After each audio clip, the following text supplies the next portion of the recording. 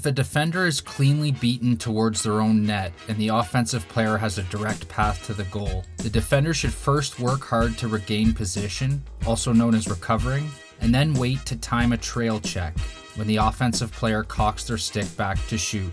The defender that is chasing will likely have just one opportunity to trail check their opponent, so players have to be selective and not waste their opportunity by making their move too fast or while off balance.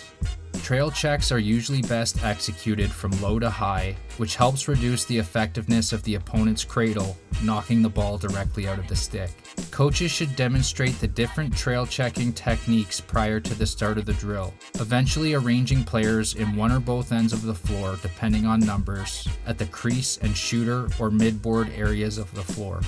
Have them stationed on their proper floor sides, with the defender standing a step behind the ball carrier and a step in toward the inside lane. The other way to orient the drill is for defenders to start standing in the shooting lane, closing the gap, and then running past the defender, also known as overcommitting, putting them into the same relative position a step behind the offender, except in a more dynamic and game-like fashion. In variation number 1, the on-ball trail check, each time the coach blows the whistle, it alternates which side's turn it is, otherwise rotating clockwise or counterclockwise. Players on defense try to not allow the player on offense to get a quality shot.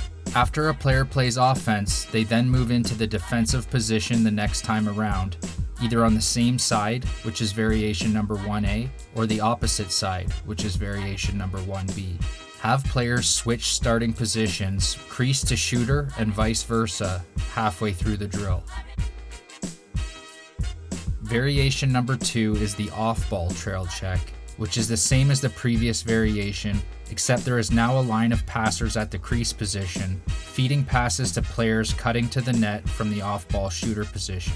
The cutter then becomes the defender after the other side takes their turn, which is variation number 2A, or the cutter can run over to the opposite-handed line of cutters, which is variation number 2B, eventually joining the line of passers at the crease position. After accidentally overcommitting on a check, defenders need to be able to get back into position, which is also known as recovering.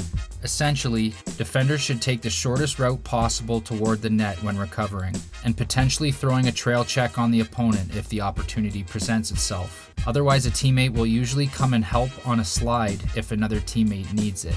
If the player that got beat has no chance for the trail check, they should try to recover back to the backside of the play from where the ball is located, which is the general rule of thumb.